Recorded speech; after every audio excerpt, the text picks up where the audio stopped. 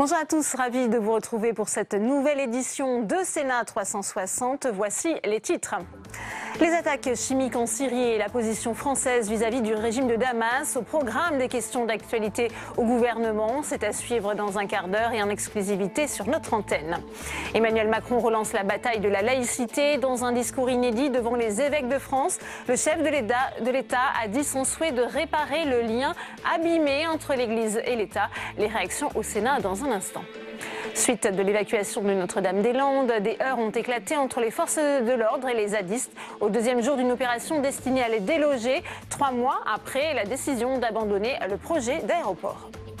Et je vous rappelle que vous pouvez réagir à cette édition sur Twitter avec le hashtag Sénat360. Pour m'accompagner cet après-midi, on retrouvera Saveria Rojek et Tam Trani en direct du Sénat. Le multiplex parlementaire, c'est tout de suite.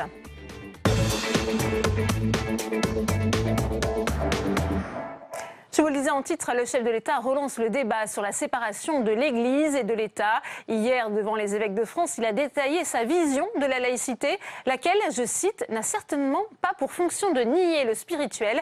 Une phrase perçue comme un coup de canif à la loi de 1905. Clément Perrot et Audrey Vitez. C'est une petite phrase adressée aux représentants de l'Église catholique de France. Le lien entre l'Église et l'État s'est abîmé et qu'il nous importe, à vous comme à moi, de le réparer. Mais une petite phrase qui froisse l'opposition de gauche comme de droite. Beaucoup y voient une remise en cause du principe de laïcité, fondateur de la République française. Privilégier une religion ou une autre, d'ailleurs, peu importe, la considérer comme étant la sève de la nation, est pour moi quelque chose qui est là totalement disruptif, mais aussi finalement dangereux. Le terme de lien est inapproprié parce qu'il n'y a plus de lien. Le lien a été coupé par la loi de 1905 et c'est bien ainsi. François Grosdidier aurait préféré que le président parle de rapport apaisé entre l'Église et l'État plutôt que de lien. Une position qui tranche avec le reste de sa famille politique qui, une fois n'est pas coutume, se range du côté du chef de l'État et parle de fausses polémiques. Je sais, si je puis me permettre, que je ne suis pas forcément pour Macron, mais là, s'il ne peut plus parler aux religions, alors il ne faut plus aller au dîner du CRIF, il ne faut pas qu'il reçoive le CFCM, il ne faut pas qu'il reçoive ou qu'il parle aux évêques. Si le respect de la laïcité, c'est de ne pas toucher la main d'un évêque, d'un imam, d'un rabbin ou d'un pasteur, ça va devenir compliqué la vie en France, hein. Mais il n'y a pas que sur la laïcité que le discours du président crée des vagues. La sénatrice Laurence Rossignol s'offusque aussi de cet appel. Ce à quoi je veux vous appeler ce soir, c'est à vous engager politiquement dans notre débat national et dans notre débat européen. Car votre foi est une part d'engagement dont ce débat a besoin. Je trouve que l'Église catholique est déjà très investie partout, pas simplement en France, contre l'IVG, contre la contraception, contre les droits sexuels et reproductifs des femmes. Pourtant, le chef de l'État a bien demandé aux catholiques de faire encore plus, en prenant part notamment au débat à venir sur la bioéthique. Et on retrouve tout de suite Saveria Rojek en direct de la salle des conférences du Sénat pour une réaction à ce premier sujet d'actualité. Vous êtes avec le président du groupe LR ici au Sénat, le sénateur de la Vendée, Bruno Retailleau. Absolument. Bonjour Bruno Retailleau. Bonjour. Merci de répondre bien sûr à nos questions. Sur ce discours hier soir d'Emmanuel Macron, beaucoup de réactions bien sûr. Est-ce que tout d'abord le chef de l'État est dans son rôle quand il appelle à réparer un lien abîmé entre l'Église catholique et l'État? Est-ce qu'il est dans son rôle de chef de l'État? Je pense qu'il ne sort pas de son rôle. Je pense que ce lien, il a été effectivement abîmé du fait même de M. Hollande, qui avait tenté de se refaire une santé, puisqu'il avait à la fois proposé un plus grand libéralisme économique avec l'économie de l'offre, et ce sont des marqueurs sociétaux qui lui ont servi de marqueurs de gauche. Et ce lien, à un moment donné, à cette période-là, a effectivement été abîmé. Donc c'est François Hollande le responsable de ce lien abîmé entre l'Église et l'État? Vous savez, je pense qu'entre les lignes du discours d'Emmanuel Macron, ça s'entendait, ça se lisait presque. Néanmoins, Bruno Retailleau, est-ce que vous comprenez l'émoi qui a été suscité par ces propos? Non mais je sais qu'on en fait beaucoup sur le thème de la laïcité. Moi je pense, je l'ai entendu au CRIF, j'ai relu le discours qu'il avait prononcé au moment d'inauguration du Louvre d'Abu Dhabi. Moi je pense qu'il s'adresse à une forme de segmentation électorale. Je pense qu'il cherche à reconquérir un électorat, notamment catholique, qui lui a fait défaut dès le premier tour de la présidentielle. Mais est-ce que le rôle du chef de l'État n'est pas d'être le garant, d'être d'une séparation stricte, justement, entre bien sûr, non, les églises et l'État? Bien entendu. Donc il sort de son rôle. La laïcité, c'est l'État. En revanche, la société n'est pas laïque. Reconnaître que nous avons une empreinte chrétienne sur notre civilisation et notre culture, c'est une évidence, encore une fois, historique. Voilà. Je pense, moi, lorsqu'il appelle les catholiques à s'engager, je pense que les uns et les autres doivent s'engager, non pas comme catholiques, protestants, juifs ou agnostiques ou autres, mais comme citoyens français. C'est ça la citoyenneté française, qui est en même temps à la source de la laïcité. Un tout autre sujet maintenant, Bruno Retailleau, Notre-Dame-des-Landes, bien sûr, avec l'évacuation qui est toujours en cours, depuis hier matin maintenant. 2 nouveaux incidents depuis ce matin, 3 gendarmes ont été blessés. Vous apportez aujourd'hui votre soutien total aux forces de l'ordre? Bien sûr, soutien le plus total. Ce que je veux dire simplement, c'est que le gouvernement a d'abord cédé aux zadistes, puisque c'est grâce à la violence de ces gens-là que le projet d'aéroport était abandonné, contre les décisions de justice, contre la démocratie. Et je pense que le gouvernement a fait une autre erreur, c'est de ne pas pratiquer une évacuation totale, parce qu'il sera très difficile de distinguer entre les gentils et les méchants. Ce sera une très grande difficulté, notamment pour les forces de l'ordre. Et aujourd'hui, cette posture de très grande fermeté, qui est donc le message envoyé par l'exécutif, c'est vous soutenez cette posture? C'est la bonne posture Moi, je pense que ce sont d'abord des images qui sont recherchées de fermeté, mais je pense que c'est une fausse fermeté. Je pense que de toute façon, il n'y a pas eu de fermeté puisque l'État a abdiqué, l'État a capitulé en race campagne, en offrant une victoire aux zadistes. Les choses sont absolument claires et encore une fois, le gouvernement espérait avoir l'abandon du projet contre une non-violence. Eh bien, il y a l'abandon du projet, il y a aussi, en même temps, si je puis dire, une violence. Il ne faut certainement pas s'en étonner parce qu'on a affaire à des gens qui ne reconnaissent pas les lois de la République. Très bien, merci beaucoup. Merci Bruno Retailleau d'avoir répondu en direct à la question. Merci. Merci Saveria pour cette première réaction à l'évacuation de la ZAD. Vous en parliez justement, tourne à l'affrontement entre les forces de l'ordre et les opposants. Ce matin, au 2e jour de l'intervention des gendarmes, des heurts ont éclaté. Flora Sauvage. Au 2e jour du démantèlement de la ZAD de Notre-Dame-des-Landes, le face-à-face se durcit. Des heurts violents éclatent dès 7h30 ce matin entre les forces de l'ordre et les occupants des lieux. Plus nombreux qu'hier et plus déterminés que jamais, les zadistes sont équipés de catapultes improvisées et de cocktails Molotov. Les gendarmes lancent plusieurs grenades assourdissantes et tirent des gaz lacrymogènes. Un hélicoptère de la gendarmerie qui survole la ZAD est visé par des tirs de fumée anti-grêle sans être touché. Le parquet de Nantes a ouvert une enquête du chef de violence aggravée. 6 opposants ont été touchés aujourd'hui par des projectiles et 4 gendarmes ont été blessés. L'opération, qui mobilise près de 2500 gendarmes, pourrait durer jusqu'à la fin de la semaine. Le ministre de l'Intérieur a rappelé avoir donné pour consigne aux forces de l'ordre la plus grande retenue, afin de tout faire pour éviter un nouveau Rémi Fraisse, ce jeune tué par une grenade offensive lors d'affrontements à Sivins en 2014. Et l'autre front social qui inquiète le gouvernement concerne le blocage des universités. Les étudiants poursuivent leur mobilisation contre les nouvelles modalités d'admission à la fac. Une sélection déguisée selon eux. Un rassemblement avait lieu ce midi devant la Sorbonne à Paris. Jordan Klein.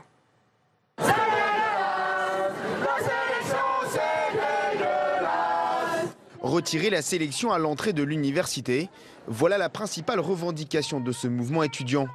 Devant la Sorbonne à Paris, ils sont environ 1 millier à avoir répondu à l'appel pour montrer leur désaccord avec la réforme Parcoursup. Ça fait maintenant des mois qu'on s'exprime contre la mise en place de la sélection à l'entrée de l'université, contre la remise en cause de nos droits, au rattrapage, à la compensation des notes, etc. Et le ministère, face à ça, il nous méprise, il fait le choix de ne pas écouter les jeunes. Et donc, encore une fois, aujourd'hui, on renouvelle nos revendications et on espère être entendus. Dans les rangs de la manifestation, professeurs et étudiants se mélangent et beaucoup espèrent voir ce mouvement se pérenniser. Des manifestants parlent même de convergence des luttes avec les cheminots ou les hôpitaux. Mais pour l'instant, l'idée est bien de se faire entendre pour enrayer le système Parcoursup. Finalement, on va se retrouver dans une situation où on va demander à chaque élève d'avoir les mêmes prérequis pour avoir accès aux licences, alors que dans les faits, en fait, tous les lycées ne seront pas à un niveau égal pour donner un niveau d'éducation qui sera pareil pour tous les étudiants et les étudiantes. À l'image de ce rassemblement parisien, le mouvement a du mal à mobiliser, même si ailleurs, une dizaine d'universités sont toujours perturbées. À Strasbourg par exemple, 3 bâtiments sont encore bloqués. Les examens prévus aujourd'hui sont donc reportés jusqu'à nouvel ordre. Et à 2 jours de l'interview d'Emmanuel Macron dans une école de l'Orne destinée à s'adresser à la France des territoires, la colère des associations d'élus monte. Il tenait ce jour une conférence de presse. Je vous propose d'écouter François Baroin, le président de l'Association des maires de France. Il répondait aux questions d'Oriane Mancini et de Clément Perrault. C'est la première fois depuis très très longtemps, plusieurs années, que les régions de France, les départements et les maires de France, dans toutes leurs composantes, leurs sensibilités politiques différentes, des gens de gauche, de droite, d'En Marche, du centre, se retrouvent pour dire qu'il y a quand même un problème de méthode et puis qu'il y a un problème d'alerte rouge sur le risque de recentralisation accélérée. C'est vrai, voilà, on le regrette, on est plutôt violemment modéré sur toute une série de sujets qui concernent l'action du gouvernement, du président de la République, on souhaite le bien du pays, mais on est dans une République décentralisée. Voilà. Les libertés locales, c'est d'abord des libertés. Elles existent depuis les années 82, elles se sont bonifiées, renforcées, fécondées. Aujourd'hui, elles sont mises à mal. Elles sont mises à mal pour les régions sur les financements et l'incertitude sur les contrats de plan État-région. Derrière, c'est tout simplement des services publics, c'est de l'investissement, c'est des entreprises qui vivent de cette commande publique. C'est mis à mal du côté des départements avec la question de l'accompagnement des enfants isolés, des politiques sociales de proximité, du RSA, l'avenir du financement. Et pour les communes et les intercommunalités, je ne parle même pas de la taxe d'habitation, je parle des recettes en moins, de l'encadrement, de la décentralisation qui est vraiment totalement encadrée. Donc il y a un sujet fondamental. Au fond, voilà, nous on n'est pas des lobbies, on n'est pas des corps constitués bloquants, on n'est pas crispés, accrochés comme des rats sur un sac de grains à des privilèges qui ne sont pas les nôtres. On incarne des territoires, on représente la nation, on veut aider le président de la République qui est à la fois le chef de l'État et le président de la République, mais on ne peut pas fonctionner dans ce mouvement de recentralisation parce que ce ne sera pas bon pour la réussite de ce mandat et ce ne sera pas bon pour l'équilibre républicain. Et les régions et les départements dénoncent également cette volonté recentralisatrice de l'État. On écoute tout de suite Hervé Morin et Dominique Bussereau. Il y a un dialogue, il existe actuellement entre l'État et les collectivités, mais il ne se traduit pas par des résultats. Donc ce que nous demandons simplement sur les sujets des régions, des départements et des communes, que ce dialogue de bonne qualité se termine par des solutions et que nous puissions aboutir sur des sujets importants. Voilà, si nous n'aboutissons pas, là ce sera une forme de colère des élus locaux. Pour l'instant, c'est non pas un avertissement, mais c'est un message que nous adressons au gouvernement. Parlons-nous, mais aboutissons. Quand un président de la République ou un gouvernement, et c'est arrivé plusieurs fois dans la Ve République, a un problème avec les élus locaux, ça gêne la mise en œuvre des politiques de réforme. Et on assiste à une mise sous contrôle dans un carcan financier mais aussi juridique de politiques qui jusqu'alors étaient des politiques gérées par les collectivités. Je dirais que les libertés locales sont en danger, oui en effet, parce qu'il y a un discours girondin mais il y a une attitude jacobine avec un semblant d'écoute à l'image du livre de la jungle de K qui essaie d'endormir Mowgli. C'est ça, c'est des grandes séances d'hypnose mais au bout du compte on constate à chaque fois que la discussion nous amène à ce que la parole de l'État ne soit même pas respectée. C'est-à-dire qu'il y a des accords qui sont conclus et quand le texte est rédigé, on nous explique que c'est pas tout à fait comme ça. Et on continue les réactions à l'actualité avec vous, Saveria Rojek, à vos côtés, Frédérique Espagnac, sénatrice socialiste des Pyrénées-Atlantiques. Absolument. Bonjour Frédérique Espagnac, Bonjour. Merci de répondre à nos questions. Une autre actualité aujourd'hui, dans une journée riche en événements, c'est également la sortie du livre de François Hollande ce soir. François Hollande, l'ancien chef de l'État, qui est invité ce soir du 20h. Oui. Vous faites partie des rares à avoir lu, je crois, les épreuves de ce livre. Oui. Absolument. Eh bien, que pouvez-vous nous en dire? Non, je crois que c'est un livre, bon, vous le savez, qui était à la fois dans l'inscription des 1 an du quinquennat, de sortie de l'Élysée de François Hollande.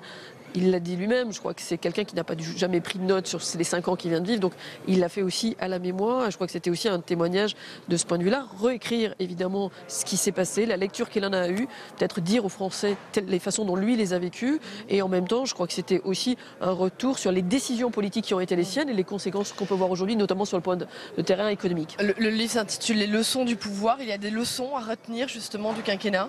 Oui, mais je crois que c'est un homme face à lui-même, dans la prise de décision, dans des moments qui ont quand même, c'est une période exceptionnelle, on l'a bien vu, face au terrorisme, avec des choix, partir en guerre au Mali, c'était pas simple contre en tout cas la République islamique, et potentiellement aussi préserver, on va dire, l'unité de la France tel que ça a été le cas. Donc je crois que c'était important de ce point de vue à lui, je crois que c'était son envie en tout cas, d'expliquer aux Français son processus de décision, la façon dont lui-même les a vécus. Il n'a jamais vraiment ouvert les choses, ni les fenêtres, on va dire, dire, c'est quelqu'un de très pudique, François Hollande. Donc je crois que c'était sa façon de aussi dire sa vérité à lui sur ces moments-là. Très bien, merci beaucoup. Merci Frédéric Espelec d'avoir répondu à nos questions. Merci. Merci à vous, Saint-Veria. On va retrouver à présent Tam Tranui depuis la tribune de presse de l'hémicycle. Tam, quel est l'ordre du jour de la séance cet après-midi? Eh bien, parmi les temps forts de ces questions d'actualité au gouvernement, notamment, eh bien, 2 questions sur la Syrie qui émaneront des groupes de la République En Marche et du groupe des Indépendants. À noter que Claude Maluret, le président du groupe des Indépendants, va ouvrir la séance sur une question sur ce thème. Et comme c'est l'usage lorsque c'est un président de groupe qui pose la question, c'est Édouard Philippe qui devrait lui répondre. La situation en Syrie est extrêmement tendue. Les sénateurs s'interrogent donc sur les actions que la France va mener d'un point de vue militaire, diplomatique pour stopper les attaques chimiques présumées contre la population de la Douma dans la Ghouta orientale. Et tout de suite donc, eh bien, direction la séance puisque Gérard Larcher vient de s'installer au plateau. L'ordre du jour appelle les questions d'actualité au gouvernement. Notre séance est retransmise en direct sur Public Sénat, sur notre site internet et sur Facebook. Chacun sera attentif au temps et vraiment, je le rappelle, et bien sûr à la courtoisie. La parole est maintenant au président Claude Maluret pour le groupe Les Indépendants, République et Territoires. Et il a 2 minutes. Merci Monsieur le Président. Monsieur le Premier ministre, au moment même où nous parlons, le Conseil de sécurité des Nations Unies est réuni à New York. Le sujet, triste litanie, est une fois plus le massacre de nombreux civils syriens par une attaque aux armes chimiques dans la banlieue de Damas par les troupes de Bachar el-Assad. Triste litanie aussi que le déni des parrains russes du dictateur, complices et coupables, dont l'ambassadeur à l'ONU explique sans rire qu'il s'agit de fake news, comme il l'a fait il y a quelques jours dans l'affaire du Novichok à Londres. Le ministre de l'Europe et des Affaires étrangères a annoncé ce week-end que la France prendrait ses responsabilités pour faire respecter le droit international. Je n'interviens pas ici, Monsieur le Premier ministre, pour vous demander d'annoncer que vous allez envoyer les avions et les bombes. D'abord, au cas où vous auriez décidé de le faire, vous n'allez évidemment pas prévenir à l'avance. Mais par ailleurs, nous connaissons trop désormais les conséquences catastrophiques de certaines, entre guillemets, guerres humanitaires pour ne pas réfléchir à 2 fois à la nature de notre réponse. Mais il faut se rendre à l'évidence, la même situation s'est présentée il y a 1 an. Les Américains ont alors frappé une base vide, un acte sans lendemain. Et les massacres ont recommencé et les gaz ont refait leur apparition. Ma question est la suivante, Monsieur le Premier ministre. Y a-t-il un moyen pour la France et ses alliés de mettre fin à l'impunité des auteurs de ces actes inhumains? Et comment la France peut-elle agir face à un régime irresponsable soutenu par un membre du Conseil de sécurité? Pour vous répondre, la parole est à Monsieur le Premier ministre. Monsieur le Premier ministre, vous avez la parole. Monsieur le Président, Mesdames et Messieurs les sénateurs, Monsieur le Président Maluret. 1 an presque jour pour jour après le massacre de Khan Cheikhoun, 2 nouvelles attaques à l'arme chimique sont intervenues récemment. Et avec ces 2 attaques chimiques, c'est une nouvelle fois le droit international et l'expression de la plus simple humanité qui a été bafouée. Ces atteintes, elles sont le fait du régime syrien et elles traduisent le fait que le régime syrien, le système auquel nous faisons face, est un système qui ne reculera devant aucune transgression pour obtenir ce qu'il cherche, c'est-à-dire la fin militaire de toute résistance ou de toute opposition. L'emploi de l'arme chimique, la guerre dure depuis 7 ans, Monsieur le Président, et elle a fait un nombre de morts considérable. Mais l'emploi de l'arme chimique ne ressemble pas, ne peut pas être mis dans la même catégorie que l'emploi d'autres armes. Avoir recours à l'arme chimique, c'est fondamentalement transgresser l'ordre international. C'est assumer une violation caractérisée du protocole de 1925, de la Convention de 1993 et de plusieurs résolutions des Nations Unies. Utiliser l'arme chimique, c'est dire quelque chose, c'est faire quelque chose. Et je crains, Monsieur le Président, que notre réponse à l'utilisation de cette arme ne disent quelque chose sur nous, de notre réaction, de la capacité que nous avons et de l'engagement que nous avons à faire respecter un ordonnancement international fragile, c'est vrai, mais auquel nous sommes attachés. Face à ces événements qui, je veux le dire, sont d'une extrême gravité, le président de la République l'a dit, la France assume ses responsabilités. Nous avons saisi le Conseil de sécurité, il s'est réuni hier, il se réunit à nouveau aujourd'hui pour demander l'arrêt des hostilités, pour demander l'instauration d'un cessez-le-feu immédiat et pour insister sur la nécessité de créer, ou plus exactement, Monsieur le Président, de recréer un mécanisme d'enquête internationale sur les attaques chimiques. Pour ce faire, nous nous coordonnons évidemment étroitement avec nos alliés et avec nos partenaires, notamment les États-Unis d'Amérique. Deuxième axe, nous agissons pour que jamais, et j'y insiste, jamais l'emploi d'armes chimiques ne puisse avoir lieu en se prévalant d'une impunité quelconque. C'est bien le sens de l'initiative qui a été lancée par Jean-Yves Le Drian, le ministre de l'Europe et des Affaires étrangères, en janvier dernier, pour faciliter l'identification des individus ou des entités qui collaborent à ces programmes d'armes chimiques. Pour conclure, mesdames et messieurs les sénateurs, je voudrais dire que l'émotion et l'horreur que suscitent ces actes est évidemment partagée sur tous ces bancs. Nous savons tous ici que la solution à la crise syrienne sera une solution politique et qu'aucune autre solution ne peut durablement régler le problème syrien.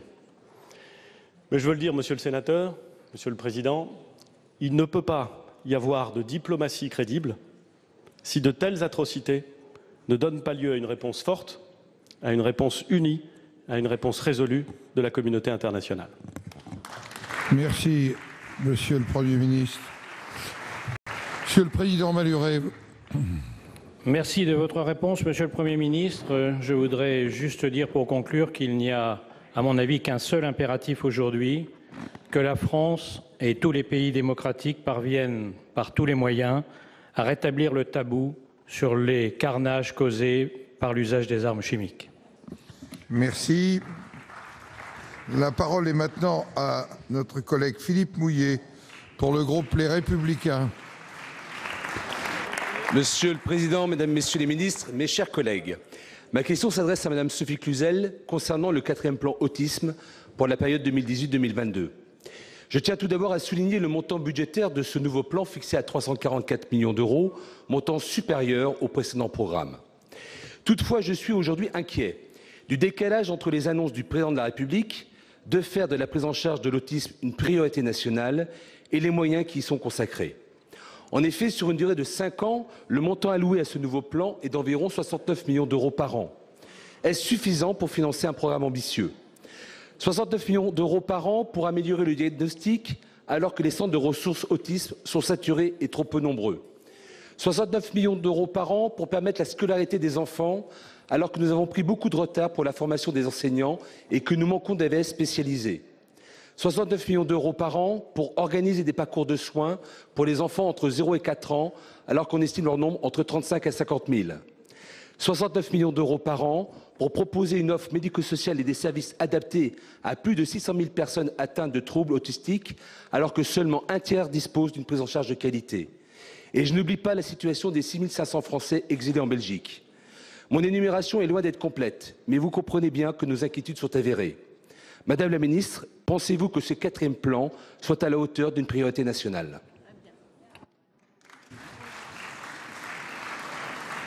Pour vous répondre, la parole est à Madame la secrétaire d'État en charge des personnes handicapées, Madame Sophie Cluzel. Madame la ministre, vous avez la parole. Monsieur le Président, Mesdames et Messieurs les sénateurs, Monsieur le sénateur Mouillet, je sais votre engagement sur ce sujet et sur la politique du handicap en général. Au terme de 9 mois de concertation, la stratégie nationale pour l'autisme est à la hauteur des ambitions et des attentes et des familles. Le Premier ministre l'a dévoilé vendredi dernier et on peut dire qu'il y a une ambition qui est inégalée jusqu'à aujourd'hui. Plus 60% par rapport au précédent plan. Nous ne parlons plus de plan, nous parlons d'une véritable stratégie nationale derrière laquelle collectivement le gouvernement est engagé. Oui, nous allons mettre les moyens pour pouvoir intervenir précocement, surtout avec un reste à charge pour les familles fortement diminué. Plus de 90 millions d'euros seront vraiment investis pour pouvoir débloquer ces verrous, comme vous l'avez très bien dit, qui sont encore une réalité pour le diagnostic. Nous intervenons avant pour diminuer le surhandicap. C'est un engagement fort avec la ministre de la Santé. Oui, nous allons parler de vrais parcours scolaires, un investissement massif de l'éducation nationale. Plus de 103 millions, alors que dans les plans précédents, il n'y avait que 6 millions. Alors oui, c'est des parcours de qualité sur lesquels Jean-Michel Blanquer s'investit depuis la maternelle avec des équipes renforcées et des vrais parcours jusqu'à l'université pour ceux qui peuvent y aller et accéder aux universités. Oui, là aussi, un investissement de l'enseignement supérieur pour pouvoir offrir aux autistes un vrai parcours de qualification avec la recherche, une recherche d'excellence remise au cœur de notre politique publique, plus de 14 millions pour des cohortes d'excellence, des centres d'excellence, des profils de postes universitaires, plus de 10 qui seront consacrés à cette recherche, non seulement fondamentale, mais aussi appliquée. Alors oui, l'ambition, elle est là. J'y veillerai personnellement à ce que tous les euros soient tout à fait impliqués dans cette ambition, dans cette stratégie, dans cette cohésion nationale pour lutter vraiment contre la désinclusion aujourd'hui qu'il y a des personnes autistes. Nous voulons cette société inclusive et nous allons la bâtir tous ensemble. Merci, Madame la Ministre. Madame la Ministre, je ne peux que saluer vos propos et votre engagement que vous exprimez aujourd'hui. Mais il est clair que lorsque je prends ma calculette, moi je suis inquiet sur la capacité réelle à mener toutes les politiques ambitieuses que vous venez de présenter. Et donc l'enjeu, notamment pour les associations de parents, c'est de finalement avoir un objectif donné, mais la non-capacité réelle de le traduire en actes et en solutions proposées pour les familles. Et je n'ai pas abordé également le volet de la simplification administrative, parce que la particularité des différents plans autistes, c'est que souvent nous n'avons pas les moyens de réaliser, de consommer les crédits. Le temps de la politique, le temps de l'administration n'est pas le temps des familles. Merci, chers collègues. La parole est à notre collègue, Madame la Présidente, Catherine Morin-Desailly pour le groupe de l'Union centriste. Vous avez la parole. Merci, Monsieur le Président. Ma question s'adresse à Monsieur Jean-Michel Blanquer, ministre de l'Éducation nationale, et elle porte sur les relations qu'entretient son ministère avec certaines entreprises du numérique. Monsieur le ministre, j'étais très surprise de l'annonce du recrutement du directeur du numérique éducatif par Amazon France. Ce débauchage fait suite à celui tout aussi regrettable il y a quelques mois du directeur général de l'ARCEP par Google. Vous me répondrez sûrement que la commission de déontologie de la fonction publique s'est prononcée. Certes, mais ce débauchage nourrit l'inquiétude. Nous sommes nombreux au Sénat à nous préoccuper de la perméabilité de l'éducation nationale à l'influence des géants américains du numérique. Une série de contrats conclus avec Google et Microsoft, sans même d'appel d'offres, du temps de votre prédécesseur, font craindre une mainmise progressive de ces acteurs sur les vies de millions d'enfants et d'enseignants. Ne soyons pas naïfs. Ces géants américains de l'Internet mènent des stratégies d'influence qui sont avérées et étudiées, parfois déguisées derrière le soutien à l'innovation pédagogique.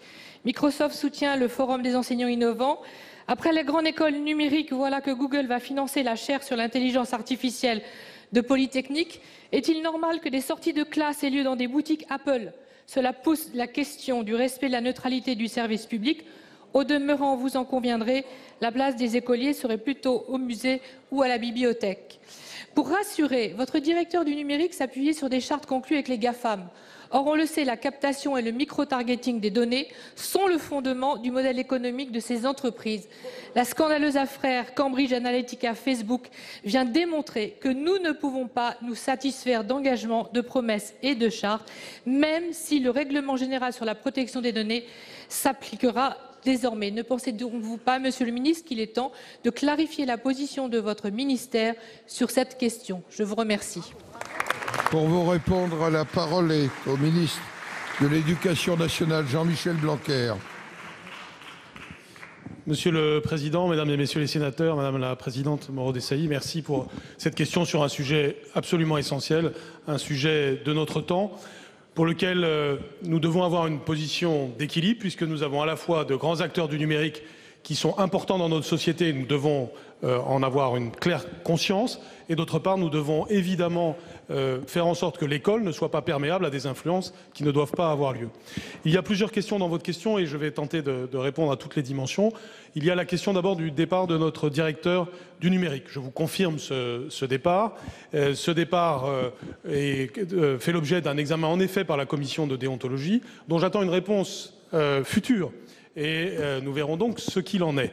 Et à ce stade, je ne me prononce pas. Je tiens simplement à souligner que l'Éducation nationale n'a aucune relation contractuelle avec Amazon aujourd'hui. Simplement, sur les GAFA, vous avez soulevé un véritable problème. Nous savons bien que les données sont considérées aujourd'hui comme le nouvel or, comme un nouveau trésor, et que oui, vous avez raison, bien évidemment, l'école, le collège et le lycée ne sauraient être considérés comme des lieux où on entre et où on sort en la matière, avec la possibilité de puiser dans les données. Je serai extrêmement vigilant sur ce point. Il est possible qu'il y ait des situations de fragilité qui aient été causées dans le passé, mais je serai le premier gardien d'une solidité à l'avenir avec le futur directeur du numérique. Ensuite, sur les questions de visite dont vous avez parlé, c'est d'abord l'occasion pour moi de dire que les sorties scolaires, c'est extrêmement important et qu'en effet, nous allons les encourager avec les collectivités locales de plus en plus dans le futur. Oui, vous avez raison, il vaut mieux aller au musée, dans la forêt ou à la bibliothèque que dans une boutique Apple. Je vous donne totalement raison. Je pense que ceux qui ont fait ça l'ont fait avec une certaine bonne volonté. Ils ont fait une erreur, je le leur ai dit. À l'avenir, ça ne doit plus se produire. En tout cas, ce qui est important, c'est que nous ayons des bonnes sorties scolaires pour nos élèves et que l'école reste évidemment le lieu de la République, protégé d'influence, mais aussi ouvert sur l'avenir. Merci. Madame la Présidente. Je vous remercie de cette réponse, Monsieur le Ministre, mais plus largement, je voudrais souligner qu'au moment où Mark Zuckerberg est auditionné aujourd'hui même par le Congrès américain, il nous faut absolument renoncer à cette complaisance naïve que nous avons entretenue jusqu'à maintenant dans nos relations avec ces entreprises qui ont leur propre agenda, qui ont leurs propres objectifs à atteindre. Ça ne veut pas dire se fermer à la technologie, au développement et au progrès. Ça veut dire tout simplement être lucide pour la construction d'un avenir qu'on veut voir basé sur nos valeurs, qui sont les valeurs de liberté fondamentale de l'Europe. Merci. La parole est maintenant de notre collègue Bernard Cazeau pour le groupe de La République En Marche. Vous avez la parole, mon cher collègue. Monsieur le Président, Monsieur le Premier ministre, Mesdames et Messieurs les ministres, mes chers collègues, ma question va dans le même sens que celle qui a été posée précédemment par Claude Malhuret. La situation en Syrie évolue de jour en jour. Après les attaques au nord de l'armée turque sur Afrin, c'est aujourd'hui l'armée syrienne au sud qui utilise sur la région de la Ghouta orientale des armes chimiques. Le Conseil de sécurité de l'ONU, saisi par la France, a décidé par défaut d'y mener, entre guillemets, une enquête approfondie. Pouvons-nous nous contenter de ce type de réponse, alors que la grande majorité de la communauté internationale a fait de l'emploi d'armes chimiques une ligne rouge, contraire, comme vous l'avez dit, Monsieur le Premier ministre, au droit international. Alors que l'on pouvait espérer il y a quelques semaines, après la chute de Daesh, d'aller vers une solution de ce conflit, on a l'impression au contraire que les choses s'accélèrent sous l'œil bienveillant de la Russie. Pouvez-vous nous rappeler aujourd'hui, Madame la Ministre, aujourd'hui la position de la France, précise de la France sur le conflit syrien, et nous dire quelles sont les initiatives que la France peut prendre pour stopper cette escalade et aller vers un règlement de cet affrontement? Pour vous répondre, la parole est à Madame Nathalie Loiseau, ministre chargée des Affaires européennes. Vous avez la parole, Madame la Ministre. Monsieur le Président, Mesdames et Messieurs les sénateurs, Monsieur le sénateur Cazeau, samedi 7 avril, 2 attaques chimiques ont eu lieu à Douma, en Syrie. Ces attaques ont causé un bilan encore provisoire, mais déjà terrifiant. Au moins 50 morts, au moins 1 millier de blessés, des civils, des hommes, des femmes et des enfants. En 1925, en adoptant le protocole de Genève qui interdisait les gaz asphyxiants, la communauté internationale avait dit « plus jamais ça ». En 1993, en adoptant la Convention interdisant l'usage des armes chimiques, la communauté internationale avait dit « plus jamais ça ». Qui est derrière ces attaques perpétrées en Syrie? Ces attaques qui ont utilisé du chlore, sans aucun doute, et des neurotoxiques au vu des symptômes que l'on a constatés sur les victimes. Ceux qui ont le savoir-faire pour développer ce type d'agents toxiques et ceux qui croient dans leur intérêt militaire de les utiliser. Il fait peu de doute que le régime syrien est derrière ces attaques. Qu'en est-il de la responsabilité des alliés du régime syrien? On le sait aujourd'hui, pas un seul avion syrien ne décolle sans en informer les autorités russes. Nous demandons donc à la Russie un comportement de responsabilité. C'est ce qui nous a conduit à saisir le Conseil de sécurité qui s'est réuni hier soir, qui se réunit à nouveau en ce moment. C'est ce qui conduit le président de la République à se concerter avec nos partenaires et nos alliés. Il s'est entretenu 2 fois avec le président Trump, il s'est entretenu avec la première ministre britannique. La communauté internationale est aujourd'hui face à ses responsabilités. Nous devons ensemble, de manière unie et de manière résolue, tenir nos engagements, tenir notre parole. Merci. Monsieur Cazot, non? Bien. La parole est maintenant à notre collègue Franck Menonville pour le groupe du Rassemblement démocratique et social européen. Vous avez la parole, mon cher collègue. Monsieur le Président, Monsieur le Premier ministre, Mesdames, Messieurs les ministres, mes chers collègues, ma question s'adresse à Monsieur le ministre de l'Agriculture. Notre commission des affaires européennes a organisé il y a quelques jours une rencontre entre sénateurs, députés et les représentants français du Parlement européen. Si cet échange de vues sur l'actualité fut passionnant, néanmoins, je ne vous cacherai pas l'inquiétude que nous avons retirée s'agissant du financement de la prochaine réforme de la PAC. Les craintes que nous entendons souvent sur nos territoires ont malheureusement été corroborées par les propos de nos interlocuteurs.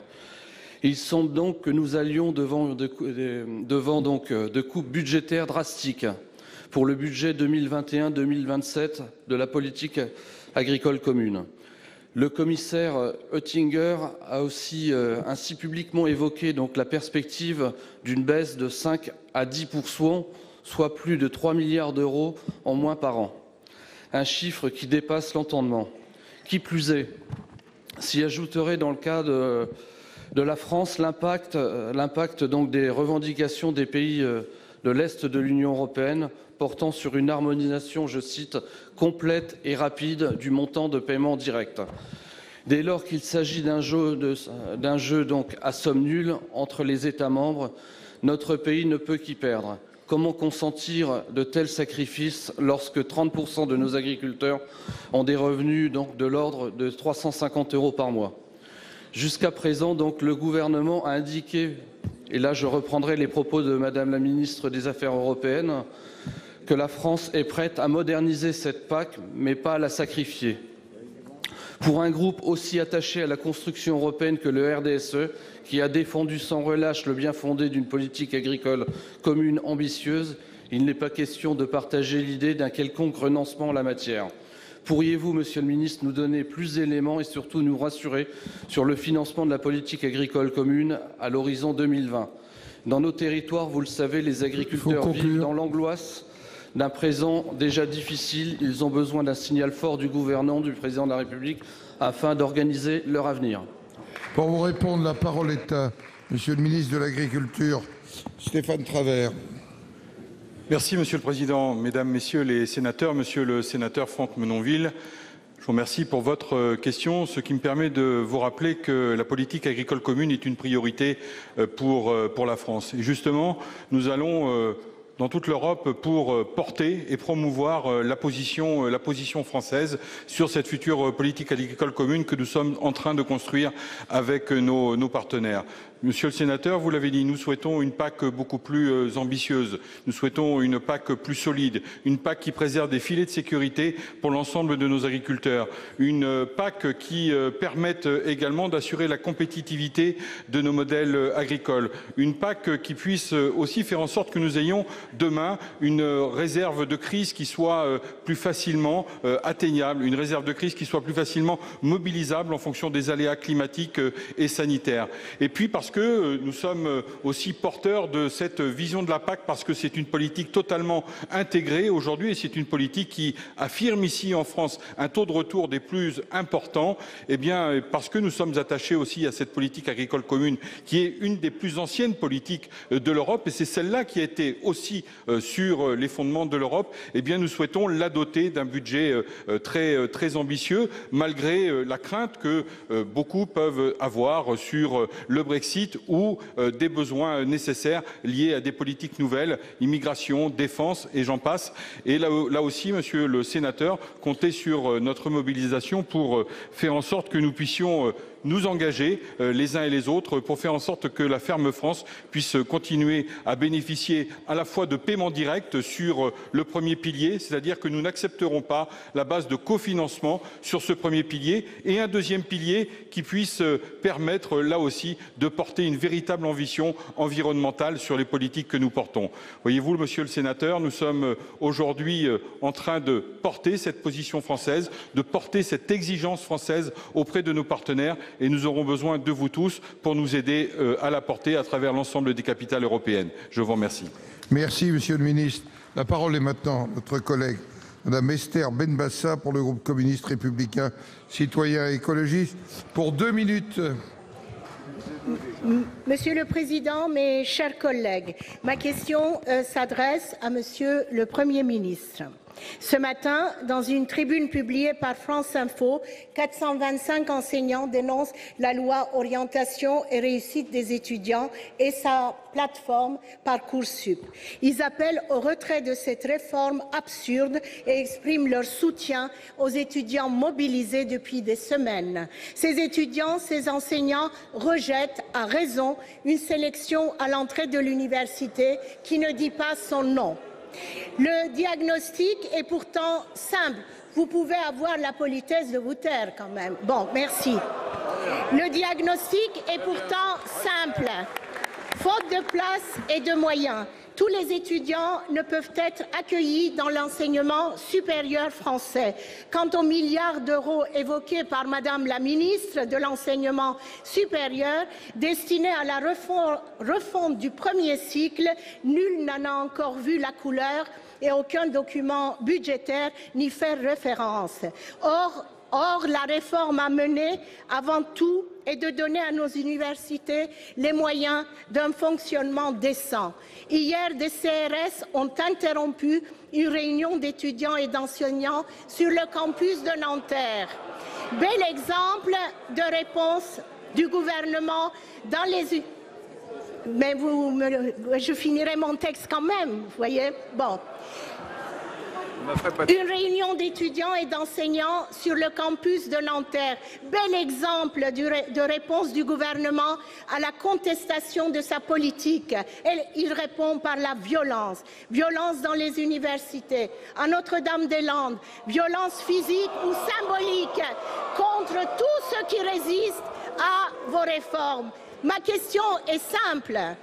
Monsieur le Premier ministre, pour les étudiants, mais aussi pour les cheminots, les soignants, les avocats, les magistrats, pour tous ceux qui défendent le service public, allez-vous persévérer dans la stratégie du pourrissement et du clivage ou ferez-vous enfin le choix de la détente et de la concertation en revenant, s'ils le font, joué les arrêts de jeu, mais on conclut. dont les premiers acteurs concernés ne veulent pas. Bel exemple de démocratie. Alors, la réponse est au ministre de l'Enseignement supérieur, de la Recherche et de l'Innovation. Madame. Monsieur le Président, Mesdames les sénatrices, Messieurs les sénateurs, Madame la sénatrice Benbassa. Il est très important de ne pas mélanger deux choses. Ce qui se passe effectivement dans certaines universités avec des étudiants qui débattent, qui sont à l'Assemblée générale, qui parfois contestent, et c'est leur droit. Et puis, la violence qui est organisée par de petits groupes qui n'ont qu'une volonté, c'est trouver une tribune au sein des universités. Et je tiens à vous le dire, les universités sont des lieux de liberté, des lieux de débat, et ce ne sont pas des lieux que l'on peut récupérer politiquement. Ce qui s'est passé hier à Nanterre, c'est très simple. C'est une trentaine d'individus qui débarquent à 6h30 du matin, qui cassent des portes. Ça s'appelle tout simplement un délit. Et c'est normal que le président d'université, dans ces conditions, demande aux forces de l'ordre qui nous protègent d'intervenir pour protéger le site, les personnels et les étudiants. Et c'est ce qui s'est passé hier à Nanterre, je tiens à vous le rassurer. Je voudrais qu'on arrête la désinformation sur le fait que nous braderons les diplômes, c'est faux. La désinformation sur le fait qu'il n'y aura plus de compensation ou de redoublement, c'est faux. L'amplification avec un président d'université qui me disait encore hier, Assemblée générale, 70 personnes, 35 pour le blocage, 33 contre, 55 000 étudiants au travail. C'est ça la réalité des universités. Ce que je voudrais rappeler enfin, c'est que croire dans le débat, croire dans l'échange, croire dans la démocratie, c'est aussi entendre la voix du plus grand nombre, c'est-à-dire entendre les étudiants qui s'expriment pour dire qu'ils souhaitent réviser et passer leurs examens. C'est aussi entendre le vote de la majorité des représentations et des organisations syndicales, des personnels et des étudiants qui ont approuvé la loi et respecter le vote de ce Parlement qui a choisi de supprimer le tirage au sort. Merci. La parole est à notre collègue Madame Laurence Rossignol pour le groupe socialiste et républicain pour 2 minutes. Monsieur le Premier ministre, en Arabie Saoudite, Raif Badawi, un homme de 34 ans, blogueur, libre-penseur, intellectuel, est en prison depuis 2012. Il a été condamné à 10 ans de prison et 1000 coups de fouet. 1000 coups de fouet en place publique pour ajouter à la souffrance physique de la torture, celle de l'humiliation. Il a été reconnu coupable d'avoir, par ses écrits, troublé, je cite, l'ordre public, les valeurs religieuses et la morale. En effet, il a défendu les droits des femmes saoudiennes, la liberté de conscience et la liberté d'expression. Et il est même accusé d'avoir dit que musulmans, chrétiens, juifs, athées sont tous égaux. Bien entendu, il ne l'a pas dit, sinon ça ferait de lui un apostat. Il a défendu un droit universel que revendiquent partout dans le monde tous les défenseurs et militants des droits humains, la liberté d'expression. Raif Badawi est devenu un symbole, celui de la liberté d'opinion dans des pays où règne l'arbitraire. Le prince Mohammed Ben Salman a fait une visite officielle à Paris et j'ai cru comprendre que le président de la République se rendra en visite à Riyad. Monsieur le Premier ministre, au nom de Ensaf, sa femme, de ses enfants qui vivent désormais au Canada, et au nom de tous ceux qui pensent que la France n'a pas que des contrats à vendre, mais qu'elle a aussi une autorité particulière dans les droits humains, pourriez-vous nous dire si vous avez indiqué au prince Mohammed Ben Salman que la France et l'ONU considèrent que cette détention est une atteinte aux droits fondamentaux et que sa libération contribuerait grandement à crédibiliser les signaux faibles que l'Arabie saoudite nous envoie pour nous convaincre de ces évolutions. Pour vous répondre, la parole est à la ministre en charge des Affaires européennes, Madame Nathalie Loiseau. Monsieur le Président, Mesdames et Messieurs les sénateurs, Madame la sénatrice Rossignol, Raif Badawi, vous l'avez rappelé, a été accusé d'apostasie et d'insulte à l'islam. Il a été condamné en appel en 2014 à 1000 coups de fouet et à 10 ans de prison. Il est détenu dans l'attente du réexamen de son dossier par la Cour suprême saoudienne. Son avocat a également été condamné à une lourde peine. La situation de Raif Badawi a suscité une mobilisation internationale forte et légitime, animée en particulier par son épouse. Le Parlement européen lui a décerné le prix Sakharov en 2015.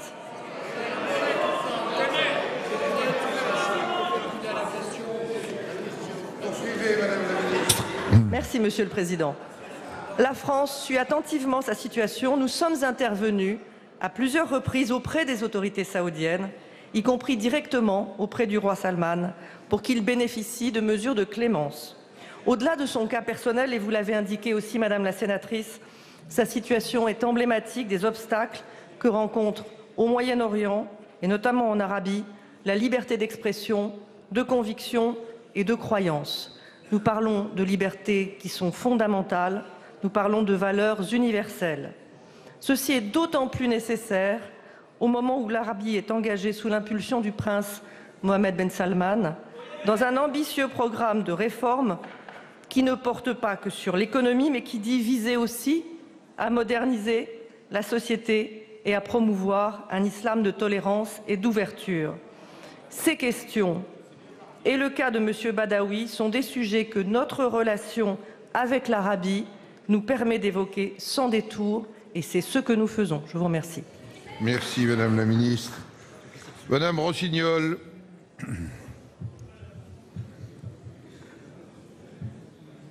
Merci Madame la Ministre de cette réponse très précise. Il manque juste un aspect de ma question.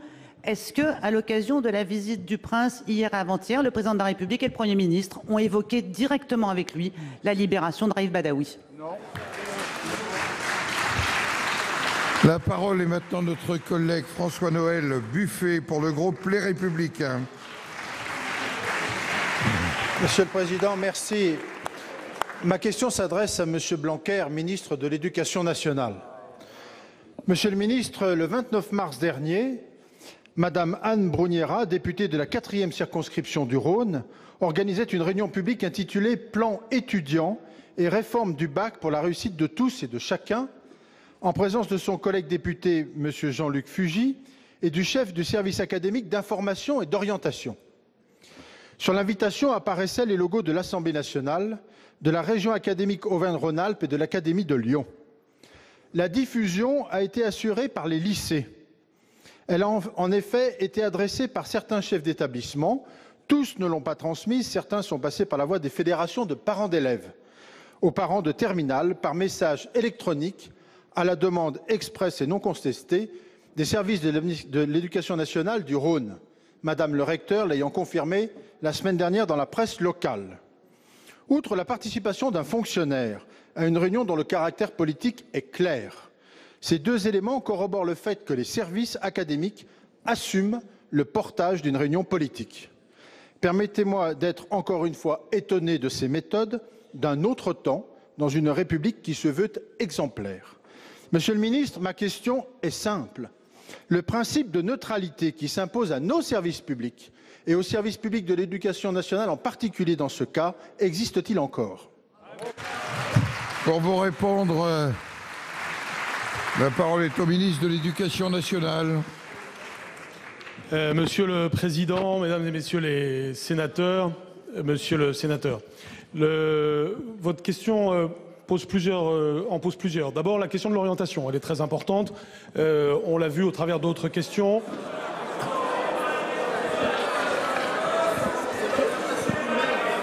Elle est extrêmement importante. Poursuivez, Monsieur le ministre. Elle suppose que l'ensemble des élèves et leurs parents soient très bien informés, ce qui, dans le passé, n'a pas toujours été le cas.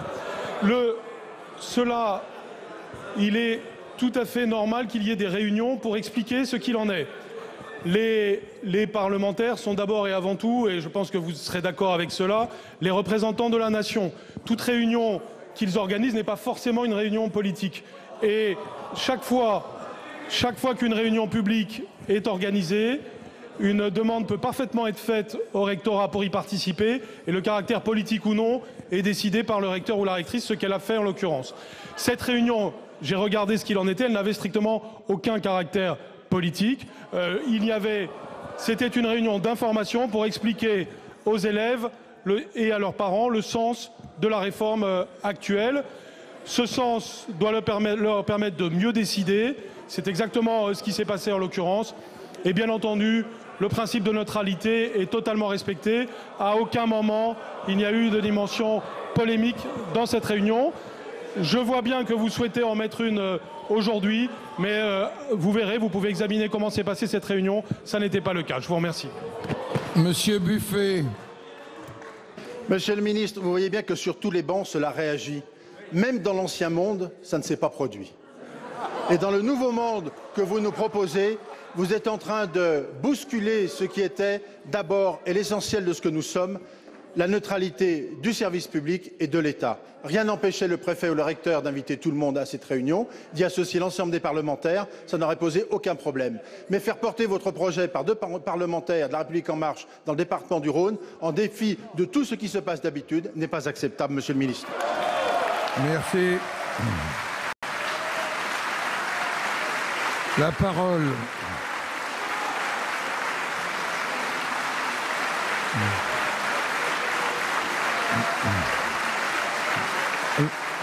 La parole.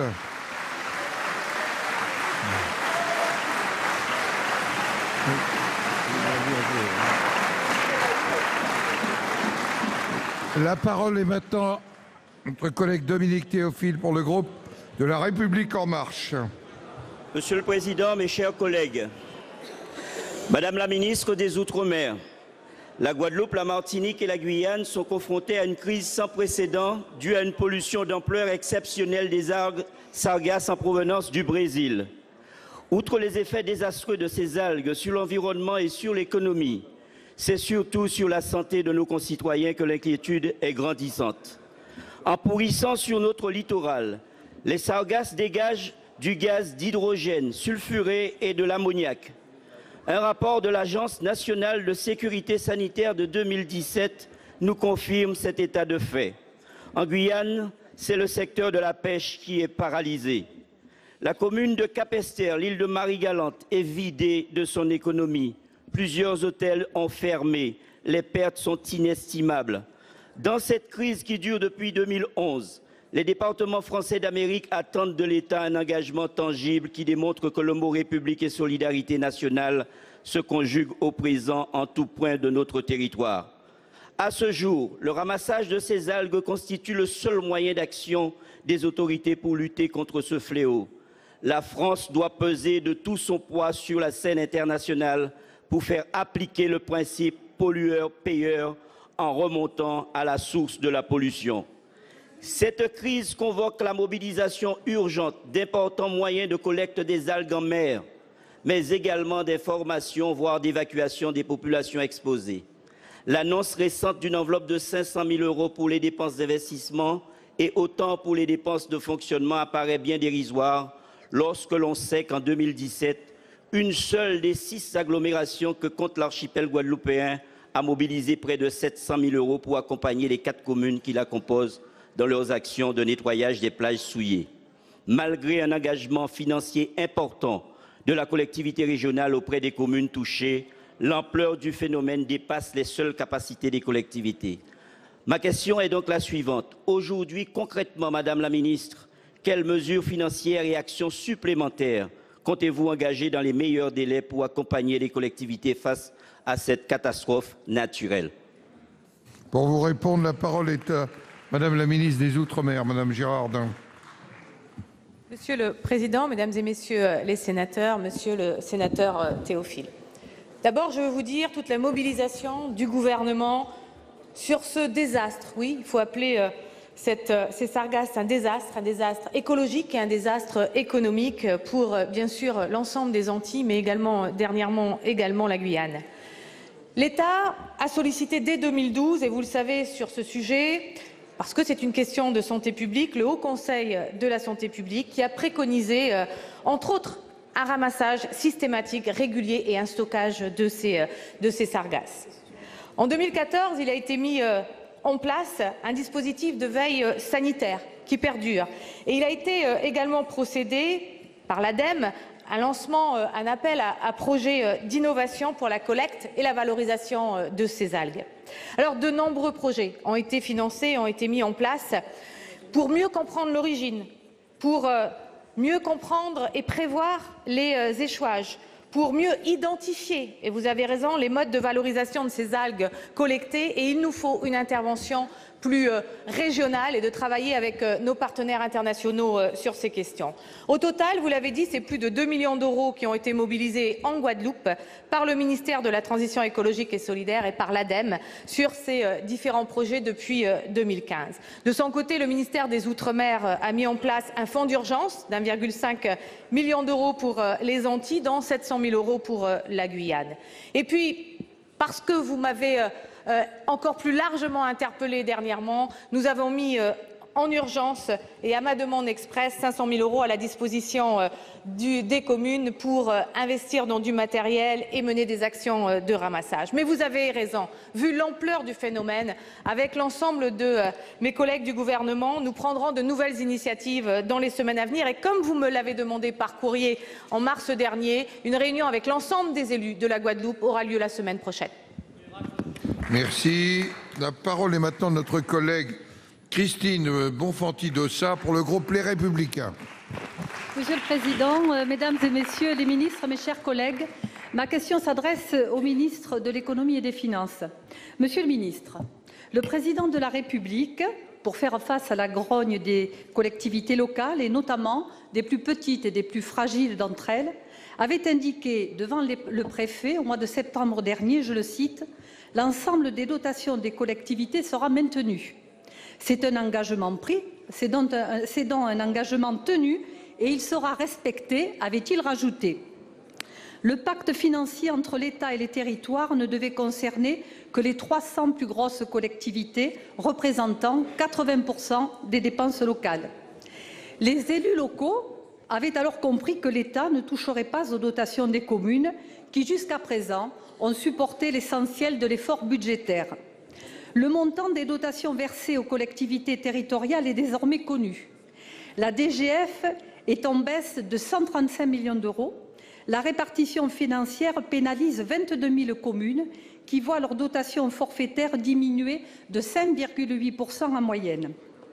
Alors, le décalage du discours du Président de la République et les chiffres est peut-être une méthode, si je comprends bien, à laquelle nous devons nous habituer, mais certainement pas nous résigner.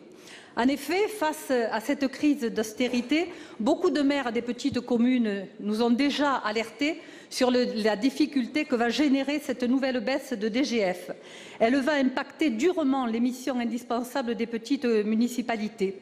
Comment pouvez-vous expliquer cette décision, Monsieur le Ministre? Ne croyez-vous pas qu'il est grand temps de s'occuper vraiment du sort des communes qui, bien souvent, sont le dernier lien entre les populations et les pouvoirs publics?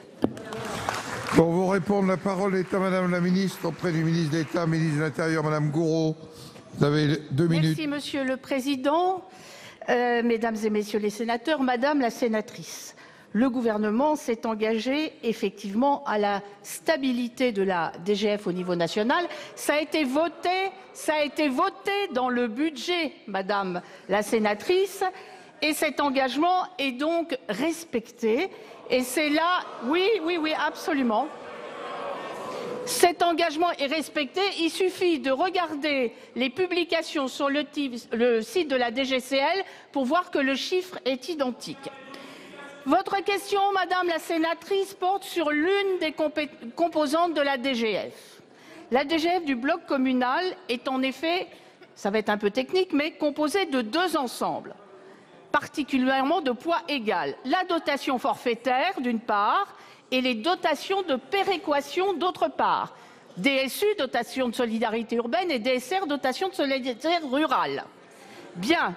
Comme chaque année, Madame la sénatrice, je dis bien comme chaque année, la part forfaitaire de la DGF fait l'objet d'un écrêtement destiné à financer d'autres augmentations de dotations. Par exemple, celles liées à l'augmentation de la population ou au renforcement de la péréquation.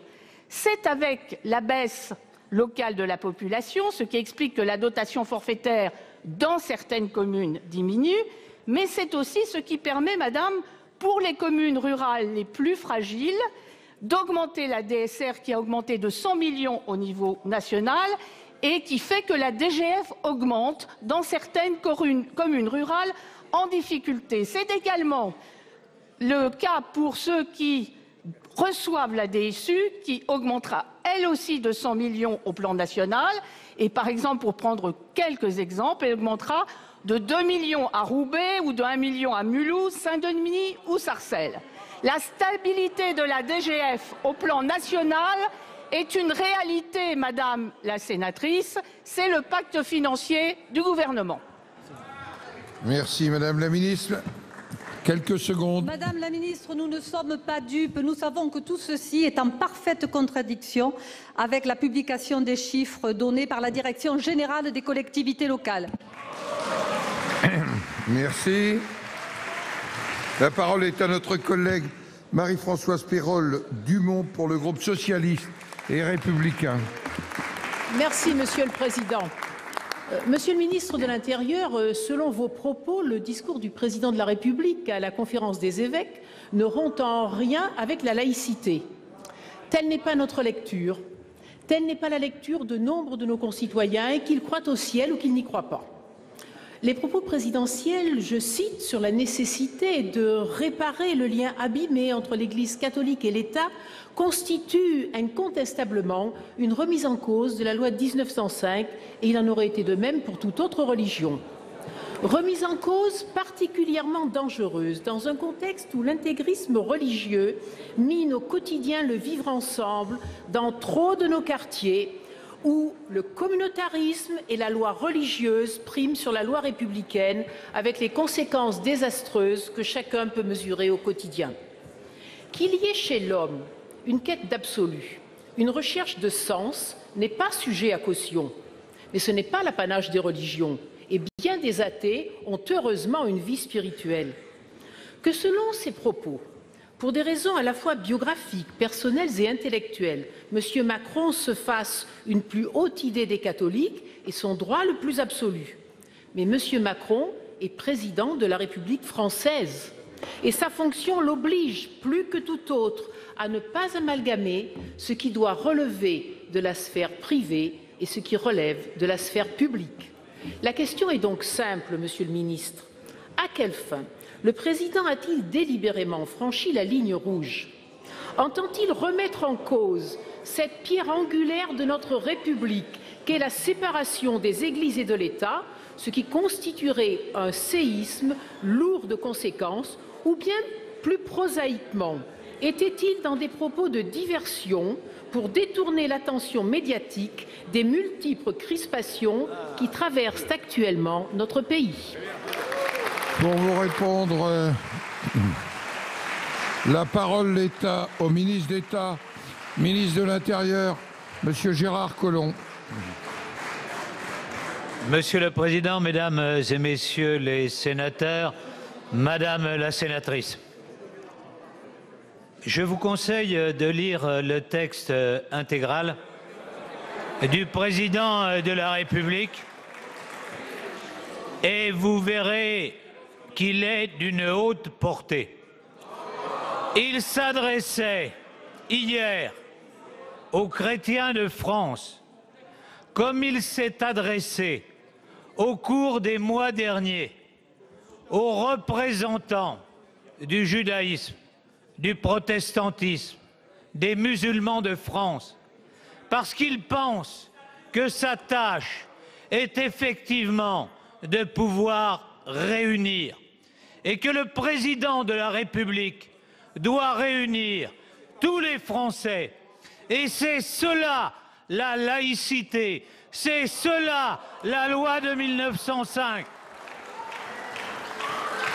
Mesdames et Messieurs les sénateurs, la loi de 1905 avait été portée au départ comme une loi de combat contre les religions. Et son rapporteur devant l'Assemblée nationale, Aristide Briand, a dans son rapport dit « Cette loi est une loi de liberté, liberté de croire ou de ne pas croire, liberté de pratiquer la religion de son choix à une condition, c'est que la pratique de cette religion ne porte pas atteinte à l'ordre public. Il n'y a rien à rajouter ni à retirer à cela. Merci, Monsieur le ministre d'État. Les prochaines questions d'actualité, puisque nous en avons fini, auront lieu le jeudi 19 avril. Je vais suspendre la séance qui sera reprise. Voilà pour cette séance de questions d'actualité au gouvernement que vous avez pu suivre en direct sur notre antenne. On va bien sûr en parler avec vous, Tam Tranui. Vous avez suivi cette séance depuis la tribune de presse de l'hémicycle. Tam, quels sont les points forts qui ont retenu votre attention aujourd'hui? Eh bien, de très nombreux temps forts au sein de cette séance de questions d'actualité au gouvernement et notamment cette dernière réponse de Gérard Collomb, le ministre de l'Intérieur, qui était interrogé par la socialiste Marie-Françoise Pérol-Dumont, qui estimait qu'hier Emmanuel Macron a franchi la ligne rouge de séparation entre l'Église et l'État et s'est interrogé sur les motivations d'Emmanuel Macron lorsqu'il était intervenu hier devant les évêques. Elle s'est imaginé qu'il s'agissait peut-être de divertir l'attention médiatique de la contestation sociale actuelle. Eh bien, Gérard Collomb a lui largement défendu le président de la République, disant qu'il s'agissait là de réunir tous les Français et que c'était bien là l'objectif d'Emmanuel Macron. À noter sinon de très nombreux temps forts, à commencer par les deux questions sur la Syrie, avec une très grande solennité dans ces questions, notamment l'intervention de Claude Maluret, président du groupe des Indépendants. C'est un fervent défenseur des droits de l'homme. Et il est vraiment intervenu pour dénoncer la situation qu'il y a actuellement en Syrie, pour dire le drame que vivent actuellement les populations de la Ghouta orientale de façon très digne. Et il y a également eu la réponse non moins digne et calme d'Édouard Philippe, qui a jugé qu'il s'agissait d'une très forte violation du droit international et qui a néanmoins dit qu'il fallait avant tout une réponse politique pour terminer le conflit syrien. Notez également que Nathalie Loiseau a répondu à cette question et qu'elle a bien dit qu'il s'agissait d'une attaque chimique sans aucun doute, avec du chlore, avec des neurotoxiques, et qui a bien imputé la responsabilité au régime syrien appuyé par les Russes. Notez enfin deux autres questions, celle d'Esther Benbassa sur les contestations dans l'université contre la loi sur l'université et la réponse policière qu'il y a eu notamment à Nanterre. À noter qu'elle a été largement huée sur les rangs de la droite lorsqu'elle a posé cette question, et que Frédérique Vidal, elle, lorsqu'elle a défendu l'intervention des CRS à Nanterre la nuit dernière, elle était également très applaudie sur les rangs de la droite. Notez enfin la question de François-Noël Buffet, qui a été complètement ovationné sur tous les rangs de l'hémicycle lorsqu'il a défendu la neutralité du service public, alors qu'il dénonçait une réunion organisée par des députés LREM dans le Rhône, dont l'invitation avait été relayée par des fonctionnaires. Merci à vous, Tam, pour toutes ces précisions. Et on va retrouver à présent Saveria Rojek pour une première réaction à cette séance. À vos côtés, le sénateur socialiste David Assouline. Absolument. Bonjour David Assouline. Bonjour. Merci de répondre à nos questions. On vient d'entendre à l'instant Gérard Collomb, le ministre de l'Intérieur, interroger bien sûr cette question de séparation entre l'Église et les États après le discours d'Emmanuel Macron hier soir. Est-ce que vous avez été, vous, personnellement choqué par les propos du chef de l'État hier soir? Ah oui. Et d'ailleurs, moi, je n'ai pas réagi qu'à la phrase que Emmanuel Macron a tweetée lui-même. J'ai tout de suite été voir l'ensemble du discours qui a été publié par La Croix pour voir si ça correspondait à la matrice de sa pensée. Et oui, c'est très choquant. C'est très choquant. Monsieur Ferrand, le président du groupe parlementaire de La République En Marche, pour résumer la pensée d'Emmanuel Macron, a dit ce matin, il a dit en quelque sorte à l'Église en marche. Mais l'Église n'a cessé d'être en marche, justement.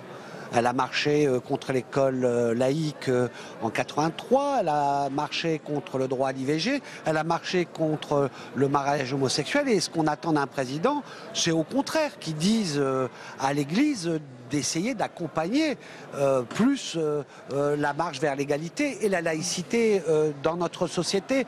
Et c'est très choquant de venir devant des évêques et d'essayer de dire qu'en fait, l'État ou la laïcité serait responsable dans un contexte où ce sont les religions et les communautarismes qui sont à l'offensive contre la laïcité. Pour parler très concrètement, c'est choquant. Est-ce que c'est inquiétant? Est-ce que c'est une atteinte à la laïcité? Oui, mais surtout que c'est le président de la République. C'est lui le garant du caractère laïque de notre République. Et il vient dire, comme je crois, je n'ai jamais entendu un président de la République, pourtant j'en ai combattu plusieurs de droite, écorner à ce point ce que signifie la laïcité dans notre pays.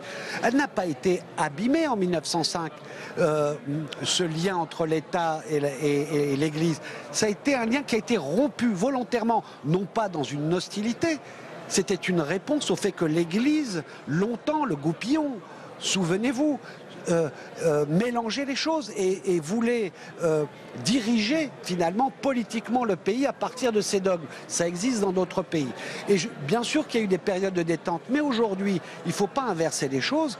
C'est ça qui m'inquiète. C'est une mauvaise perception de ce qui se passe dans la société. Aujourd'hui, ce sont les communautarismes qui sont à l'offensive et le rôle de la parole politique républicaine est de répondre, pas de s'excuser ou de dire qu'elles ont raison. Très bien, merci David Assouline pour cette réaction, merci beaucoup.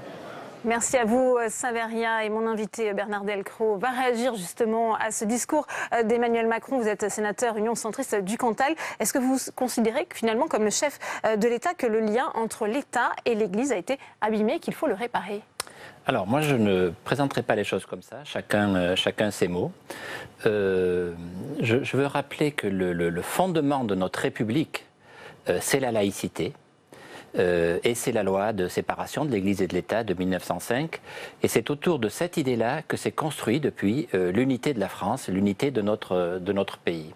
Et donc, je pense que ça, c'est vraiment notre ligne sur laquelle on doit rester. Je dirais même que c'est la ligne rouge de notre République. Est-ce qu'il a porté atteinte, Emmanuel Macron, justement, à cette loi de 1905 ? Quand on a dit cela, et je vais du coup répondre à votre question, quand on a dit cela, évidemment que tous les citoyens, tous les groupes de pensée, tous les représentants de religion, je dirais plutôt les représentants de religion, quelle qu'elle soit d'ailleurs que l'Église, ont le droit, ont le devoir, en tout cas ont la possibilité d'intervenir dans le débat public, d'apporter des avis, d'apporter des points de vue sur des sujets de société. Et il y en a eu par le passé, il y en aura d'autres demain. C'est important que tous les citoyens, tous les Français, tous les habitants de notre pays, encore une fois, tous les groupes de pensée, tous les représentants de religion, je veux le redire comme ça, puissent alimenter, enrichir le débat public. Et ensuite, évidemment, ce sont les autorités publiques qui prennent les décisions. Je pense que c'est important de rappeler cela, cet équilibre qui a été trouvé, et puis surtout la laïcité sur laquelle s'est construit l'unité de la France. Oui, mais quand le chef de l'État dit aux catholiques « engagez-vous », est-ce que ça vous pose problème ? Les représentants des religions, les catholiques, mais on pourrait parler aussi d'autres religions. Quand on dit « engagez-vous », si c'est pour leur dire « vous pouvez vous exprimer dans le débat public, exprimer des points de vue », c'est oui. Tous les citoyens français, quels qu'ils soient, quel soit leur groupe de pensée, quelles que soient leurs orientations, ont à s'exprimer dans le débat public. Et c'est comme cela qu'on construira la France de demain. Alors on va continuer sur ce thème, puisque Françoise Laborde, sénatrice RDSE de la Haute-Garonne, ancienne membre de l'Observatoire de la laïcité, est à vos côtés, Saveria Rojek. Absolument. Bonjour Françoise Laborde. Merci de répondre à nos questions. On vient de l'entendre, la réponse de Gérard Collomb, interrogé bien sûr sur les propos qu'Emmanuel Macron a tenu hier soir. Quelle est votre réaction? Vous me disiez à l'instant que vous avez lu le discours sur la laïcité en intégralité. Alors c'était important de le lire dans l'intégralité parce que c'est vrai que dès la 10e phrase, Emmanuel Macron a donc dit que le lien entre l'Église et l'État était abîmé. Alors c'est ce qui est un peu provocateur, c'est ce qui a fait réagir sur les réseaux sociaux les uns et les autres. Donc moi du coup j'ai pris la volonté de lire tout l'intervention et j'ai remarqué qu'il y avait des choses positives et des choses moins positives pour moi qui suis pour la laïcité. Donc c'est vrai qu'il a des mots ou des phrases qui sont un petit peu gênantes, comme ce lien abîmé. Pour moi, le lien entre l'Église et l'État n'est pas abîmé, puisqu'il y a eu séparation des Églises et de l'État. Qu'ils disent que les catholiques se sentent un petit peu abandonné, oserais-je dire. Ça, je peux l'entendre. Cette phrase-là, je l'ai très très mal comprise. Ensuite, il défend quand même la loi de 1905. Donc ça, c'est très bien. Et il dit d'ailleurs que tous les lois de la République doivent être au-dessus de toutes les lois religieuses. Est-ce qu'Emmanuel Macron est sorti du rôle du chef de l'État, c'est-à-dire d'être le gardien d'une séparation stricte? Alors, oui et non. Je fais, excusez-moi, du en même temps. Et ça, c'est très fort dans son discours. Du début à la fin, vous avez du en même temps. Il va au dîner du CRIF. Il va au dîner de l'Iftar. Il a reçu le conseil français du culte musulman. Donc, il reçoit un certain nombre. Mais est-ce qu'il a reçu les protestants? Est-ce qu'il a reçu tous les autres? Donc ça, c'est la question. Parce que quand on rentre dans ce système, on va peut-être un peu au-delà. Si on envoyait le ministre Collomb, lui, il serait un peu plus dans ce rôle de ministre de l'Intérieur avec... Ministre des cultes. Voilà. Mais le président Macron est un petit peu... Alors, il dit des choses qu'il ne faut pas récupérer, par exemple, l'acte héroïque d'Arnaud Beltrame. Il dit que toutes les religions doivent être respectées, et en même temps, il dit des choses un petit peu limites. Donc il faut vraiment lire tout le discours pour se faire une idée et apprécier la difficulté. Parce que quand il dit, vous avez un engagement religieux, vous avez un engagement, vous pourriez, je dirais, vous engager politiquement, ça n'a rien à voir. L'engagement politique, c'est un engagement citoyen. Les catholiques, les musulmans, les juifs peuvent s'engager ou pas, mais c'est différent. Très bien, merci Françoise Laborde, merci beaucoup pour cette réaction. Merci. Merci à vous, Saveria. Bernard Delcros, l'actualité aujourd'hui, c'est le climat social en France, avec finalement cette première épreuve de force sociale pour le gouvernement. Est-ce que vous pensez que ça provoque de la fébrilité au sein de l'exécutif ?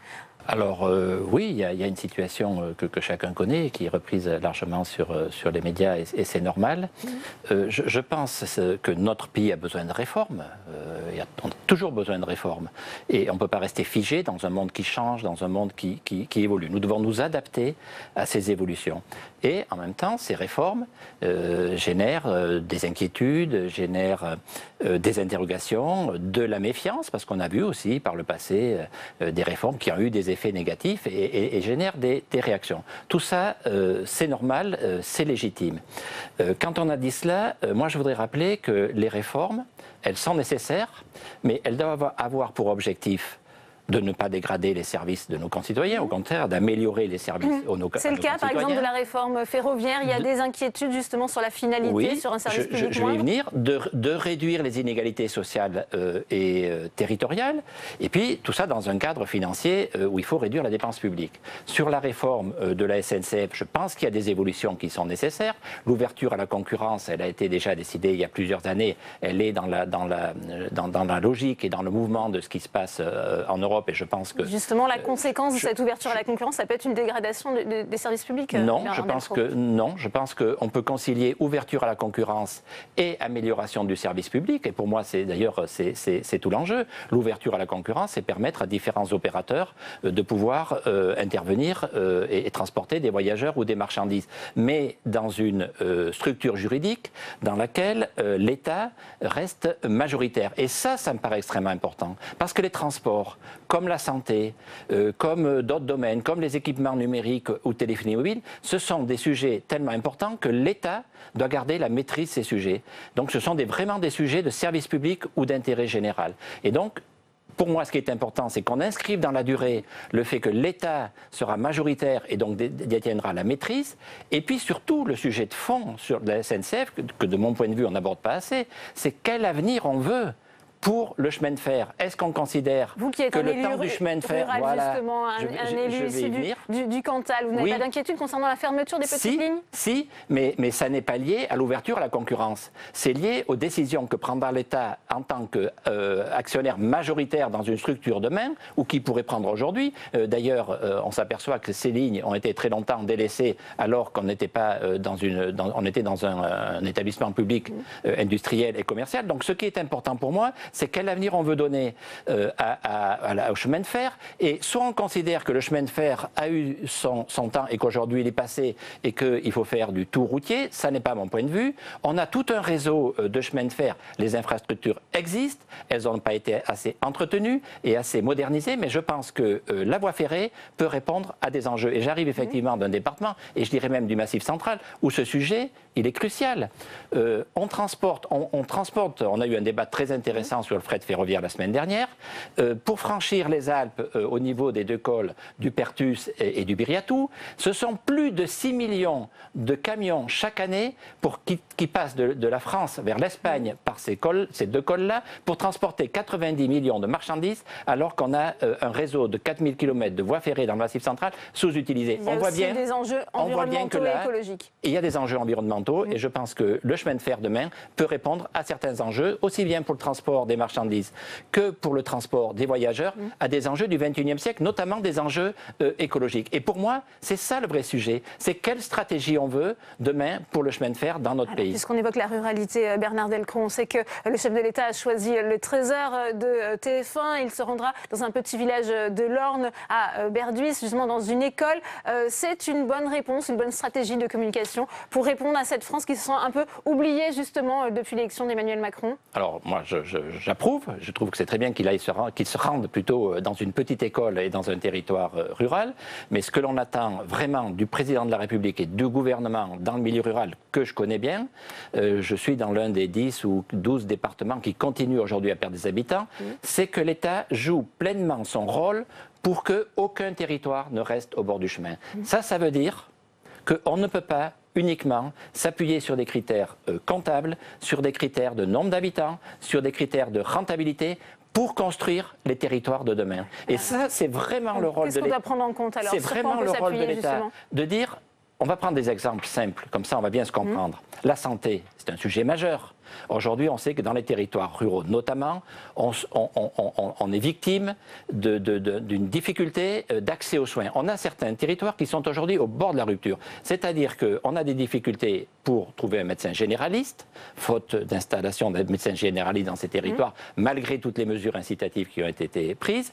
On a des difficultés dans nos EHPAD pour faire face, mais ça c'est général, au vieillissement de la population, où les moyens ne sont pas suffisants pour accompagner les personnes de plus en plus dépendantes. On a des difficultés dans nos hôpitaux où on n'a pas les moyens financiers d'offrir un service de qualité.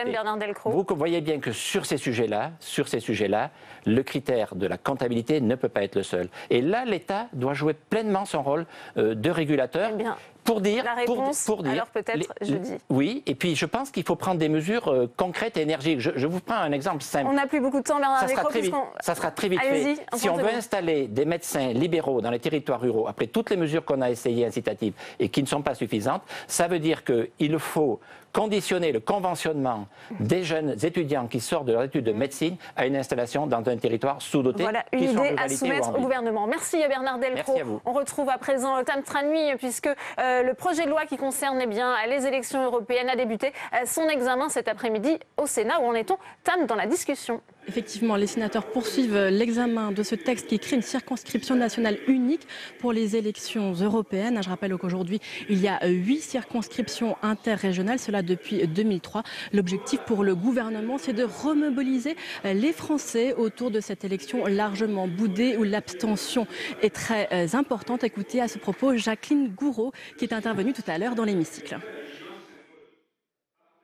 S'il est évident que le mode de scrutin n'est pas l'unique cause à la hausse de l'abstention, il faut le reconnaître, son manque de clarté pour les électeurs ne peut être qu'un facteur supplémentaire pour les décourager de se rendre aux urnes.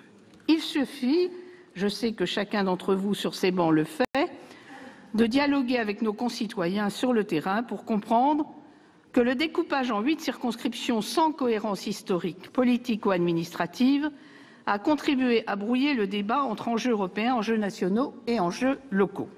Je rappelle que la circonscription unique en France, ça ne serait pas vraiment une nouveauté. Elle avait cours de 1977 à 2003 et qu'aujourd'hui, 23 États membres sur 27 la pratiquent, mais la droite sénatoriale, elle y est fermement opposée. Les Républicains défendent la création de 13 circonscriptions calquées sur les 13 grandes régions actuelles. Ils craignent que les listes nationales affaiblissent la démocratie de proximité. Également, certains pointent du doigt le fait qu'il y aurait des risques de campagne sur des sujets nationaux.